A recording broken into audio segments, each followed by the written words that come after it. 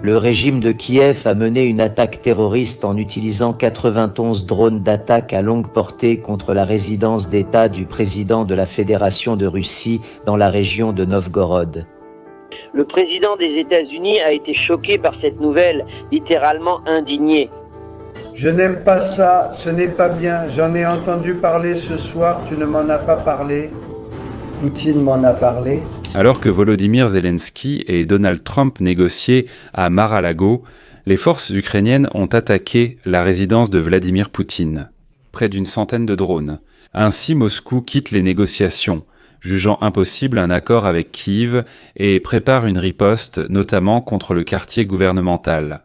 Voilà les absurdités que Vladimir Poutine racontait aujourd'hui à Donald Trump lors de leur conversation téléphonique.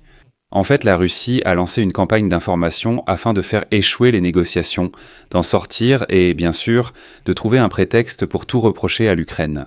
De quoi parle-t-on aujourd'hui ? Sergueï Lavrov, puis Ushakov et, en général, tout le Kremlin. Ils ont affirmé que, dans la nuit du 28 au 29 décembre, alors que se tenaient les négociations à Mar-a-Lago, l'Ukraine aurait lancé une attaque terroriste avec 91 drones contre la résidence de Poutine, soudain près de Novgorod. Il est intéressant de noter que, selon le ministère de la Défense de la Fédération de Russie, 23 drones sont entrés dans la région de Novgorod, ce que les experts ont déjà calculé. Mais pour Lavrov, il y en a 91 et c'est pourquoi Lavrov dit qu'il est impossible de poursuivre les négociations. Zelensky a aussitôt répondu que c'était faux. L'Ukraine n'a attaqué aucune résidence de Poutine. Et c'est simplement une campagne d'information visant à faire échouer toute négociation et l'aide que Trump avait promise à Zelensky. Juste après cela, on a appris qu'à ce moment précis, Poutine et Trump étaient en train de mener des négociations téléphoniques. Uchakov, l'assistant de Poutine, affirme que Trump aurait soupiré de soulagement en disant « Enfin, c'est cette fille. » Ouf. Heureusement, nous n'avons pas livré de missiles Tomahawk à l'Ukraine, sinon ils auraient frappé Moscou, le Kremlin, ce qui aurait entraîné une guerre d'une toute autre ampleur.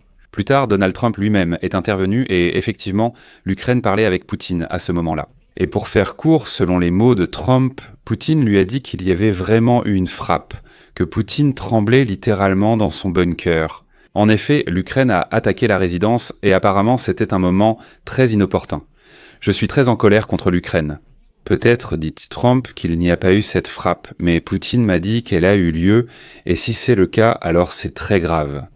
C'est pourquoi examinons cette situation, car c'est un épisode très très révélateur dans ces négociations. Eh bien, les Russes disent clairement, comprenant que nous arrivons à l'étape où il faut déjà conclure un accord de paix, et il devient déjà évident que les Russes ne veulent pas le conclure. Ils ont créé une campagne affirmant que l'Ukraine aurait attaqué la résidence de Poutine, justifiant ainsi leur riposte et affirmant que l'Ukraine ne peut négocier. Je m'appelle Alexei Petchii, discutons maintenant de tout ce sujet de manière globale avec toutes les citations. Beaucoup de gens se sont déjà exprimés sur ce sujet, mais avant de commencer, je vous demande de vous abonner à cette chaîne, de mettre un like, d'écrire n'importe quel commentaire, et les amis, abonnez-vous absolument à ma chaîne Telegram Petchii News. Le lien est dans la description de la vidéo. Et là-bas, quand je publie des actualités en temps réel dès qu'elles arrivent, parce que sur YouTube, il y a parfois un délai. Allons-y étape par étape, sans paroles inutiles ni digressions. Je citerai beaucoup, puis nous analyserons. Sergueï Lavrov, ministre des Affaires étrangères de la Fédération de Russie, déclare au moment où Trump et Poutine étaient au téléphone, je cite, « Dans la nuit du 28 au 29 décembre, le régime de Kiev a mené une attaque terroriste en utilisant 91 drones contre la résidence de Poutine dans la région de Novgorod. De telles actions imprudentes ne resteront pas sans réponse. Les cibles pour des frappes de représailles et le moment de leur exécution ont été déterminés. Nous ne comptons pas quitter les négociations avec les États-Unis malgré la transformation du régime criminel de Kiev vers une politique de terrorisme d'État. La position de négociation de la Russie sera réexaminée, c'est tout. Comme je l'ai dit, les Russes chercheront n'importe quel prétexte pour se retirer des négociations, puisqu'ils n'ont pas trouvé de raison objective. Ils ont lancé une campagne affirmant que l'Ukraine aurait personnellement visé Vladimir Poutine. Ils savaient où il se trouvait et l'ont visé, alors ils ont inventé un prétexte sous la forme d'une tentative de frappe contre la résidence de Vladimir Poutine. Les Russes, bien sûr, n'ont fourni aucune preuve, mais en principe, ils n'en ont même pas besoin. Je rappelle que, en principe, souvenez-vous comment les Russes disaient qu'en Ukraine on préparait une bombe sale, qu'il y avait des oies et moustiques de combat, des nazis crucifiés, etc. Vous vous souvenez, il y avait des histoires de sans preuve, mais les Russes, eux, inventent toujours des fake news et les présentent sans gêne. Volodymyr Zelensky a aussitôt réagi, qualifiant cela de mensonge et accusant la Russie de préparer une frappe contre les bâtiments gouvernementaux à Kiev, tout en entravant les avancées de l'Ukraine et des États-Unis dans les négociations. Je rappelle que Sergueï Lavrov a fait cette déclaration au moment même où Vladimir Poutine appelait Donald Trump et tenait le même discours au président américain. C'est intéressant, cela a-t-il eu un impact sur Donald Trump ? J'expliquerai un peu plus tard pourquoi. Nous allons suivre l'ordre chronologique, mais à cette période, Caroline Leavitt, d'ailleurs, est enceinte. C'est ça. La porte-parole de la Maison-Blanche a seulement fait une brève déclaration. Trump et Poutine ont eu une conversation téléphonique positive. Concernant l'Ukraine, point final, c'est révélateur, car d'habitude Trump écrit lui-même sur ses négociations. Là, apparemment, il a été pris de court. Juste après, Utchakov intervient, pure opération d'information, suivie d'une déclaration de Peskov. Utchakov, c'est l'assistant de Poutine pour la politique étrangère, et il déclare ensuite à nouveau, je cite, « Lors de sa conversation avec Trump, Poutine a évoqué l'attaque de drones de Kiev contre sa résidence en Novgorod. Poutine a déclaré à Trump que les actions terroristes de Kiev visant la résidence d'État ne resteraient là pas sans réponse. Poutine a souligné que le président américain était choqué et indigné par l'attaque de Kiev contre la résidence d'État du président russe. Poutine a déclaré très clairement à Trump que la position de la Fédération de Russie serait révisée en raison de l'acte de terrorisme d'État commis par Kiev. L'attaque de drone contre la résidence d'État de Poutine a eu lieu presque aussitôt après les négociations entre les États-Unis et l'Ukraine à Mar-a-Lago. Trump a déclaré lors de sa conversation avec Poutine qu'il n'aurait jamais pu imaginer des actions aussi folles qu'une attaque de drone contre la résidence d'État du président de la Fédération de Russie. Trump a lui-même dit que l'administration américaine, Dieu merci, n'avait pas donné de Tomahawks à Kiev. Trump a affirmé que l'attaque de drone contre la résidence du président russe influencerait la politique américaine envers Zelensky. Les États-Unis ont conseillé à Zelensky de ne pas demander de pause sur le front. Ça, c'est vraiment n'importe quoi, complètement absurde. Utchakov ajoute que Poutine et Trump ont amicalement convenu de poursuivre le dialogue.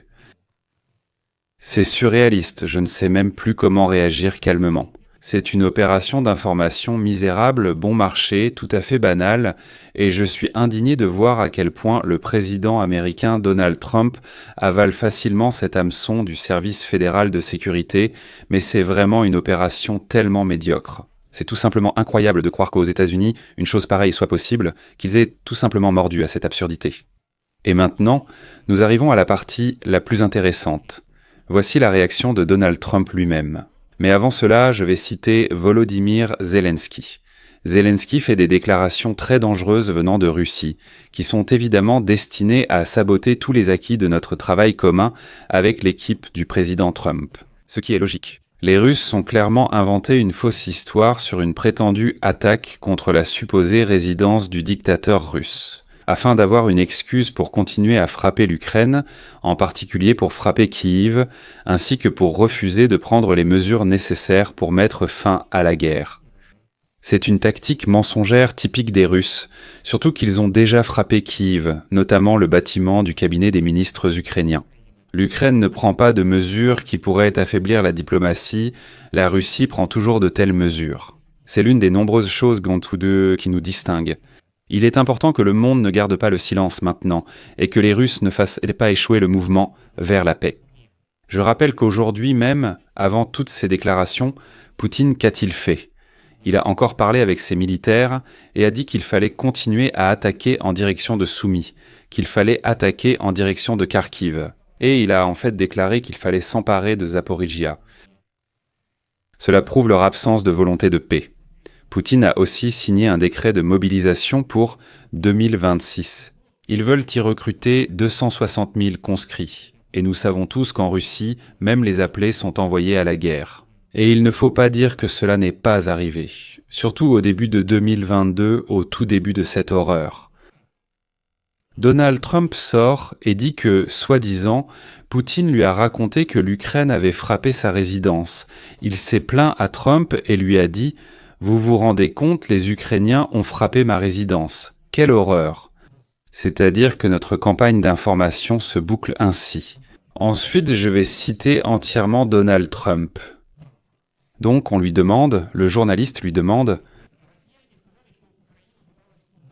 Il a des informations à ce sujet ?» Puis Trump répond « Non, je ne suis pas au courant, je viens juste d'en entendre parler, mais je ne sais rien à ce sujet. Ce serait très mauvais, ce ne serait pas bien. » Ensuite, on lui demande « Quel est le résultat de vos négociations avec Poutine ?» Trump répond « J'ai eu une excellente conversation. Le matin, nous avons parlé à 8 heures heure locale, ce qui correspond à 15 heures à Kiev, au moment même où Lavrov a fait cette déclaration. » Trump parle d'une conversation productive. Nous avons quelques questions épineuses, comme vous le comprenez. Nous avons quelques questions que, j'espère, nous allons résoudre, et si nous les résolvons, il y aura la paix par la suite. On demande à Trump s'il craint que la frappe présumée contre la résidence de Poutine nuise à la paix. Trump répond « Je n'aime pas ça, ce n'est pas bien. J'en ai entendu parler ce matin, vous savez qui m'en a parlé? Le président Poutine. Il a dit qu'il avait été attaqué, ce n'est pas bien, ce n'est pas bien. N'oubliez pas que j'ai arrêté les livraisons de Tomahawk en Ukraine. Je ne voulais pas de ça. » Vous voyez, Trump, je ne sais pas s'il délire.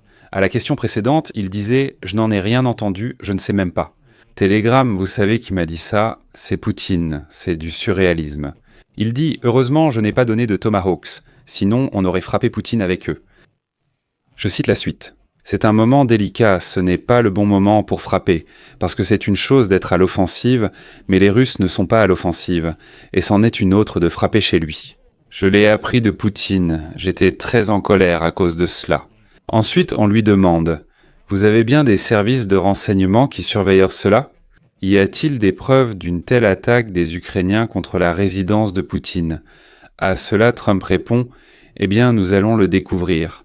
Vous dites qu'il n'y a peut-être pas eu d'attaque, c'est possible, mais le président Poutine m'a dit que c'était le cas. Point final, voilà tout, les Russes. » Eh bien, malheureusement, encore une fois, l'éditeur de Donald Trump s'est retrouvé piégé dans un tel piège informationnel. Ils ont inventé que l'Ukraine aurait attaqué la résidence de Poutine. Je suis sûr que Poutine a dit « Imaginez si une attaque semblable visait Mar-a-Lago pendant que vous y receviez Zelensky. Ne le recevez pas. » Si cela était arrivé, la vanité et l'amour-propre de Trump auraient joué un rôle.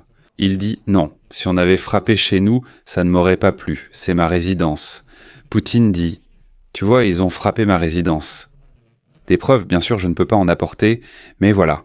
Donc, c'est conditionnel. C'est conditionnel. Imaginez une situation où un missile vole au-dessus de Kiev, et l'Ukraine dit « Ce missile se dirigeait vers la maison de Zelensky. » On peut facilement faire une telle déclaration. Exactement la même chose est déclarée par les Russes. Le ministère de la Défense de la Fédération de Russie a montré combien de missiles ont volé dans la nuit du 28 au 29 dans la région de Novgorod. Il y avait 23 drones. Ils ont affirmé les avoir tous abattus, mais en réalité ils ne survolaient pas la zone, car c'était pour la maison de Poutine. Lavrov dit 91 pas, 23. Et pour finir, j'ajouterai qu'on sait déjà que Zelensky commence un nouveau cycle de diplomatie. Zelensky a eu une conversation téléphonique avec le chancelier allemand Friedrich Merz, au cours de laquelle il a discuté des résultats des négociations avec le dirigeant américain Donald Trump dans sa résidence de Mar-a-Lago. Et ils ont évidemment discuté bien sûr de la question de cette pseudo-attaque contre la résidence de Poutine. En général, il est évident que les Russes, tout d'abord, quittent probablement les négociations de manière hybride, et il est clair qu'ils vont présenter de nouvelles exigences, et ce n'est pas sans raison. La veille, Poutine a affirmé que nous ne nous intéressons plus au retrait des forces armées ukrainiennes de Donetsk. De nouvelles exigences et une nouvelle tentative de négociation sont prévues. Comme vous le comprenez, les conditions actuelles ne sont plus d'actualité, ce qui permettrait de poursuivre les négociations pendant des années. Et pendant ce temps, Donald Trump va arrêter de raconter des histoires et les Russes vont continuer d'essayer d'avancer. Malheureusement, et c'est très amer à comprendre, que le président américain tombe vraiment dans tout ça. Vous vous rendez compte? On demande « Que disent les services de renseignement? Y a-t-il eu une attaque ?» Il répond « Je ne sais pas, mais Vladimir Poutine affirme qu'il y a eu une attaque, c'est mauvais. » C'est pourquoi je vais mettre des points de suspension ici, les amis. Écrivez votre avis et vos conclusions dans les commentaires sous cette vidéo. Abonnez-vous à la chaîne, cliquez sur la cloche et n'oubliez pas de mettre un like si cette vidéo vous a été utile. Vous pouvez soutenir cette chaîne par votre don ou par un abonnement payant via les liens et les coordonnées dans la description de cette vidéo. Là-bas, plusieurs plateformes affichent soutenir la chaîne Alexei Pechen. Il y a Patreon, Buy Me a Coffee, des coordonnées bancaires et même des portefeuilles crypto. Choisissez l'option qui vous convient. Je vous serai reconnaissant pour tout soutien de votre part. C'est tout pour aujourd'hui. Prenez soin de vous. À bientôt.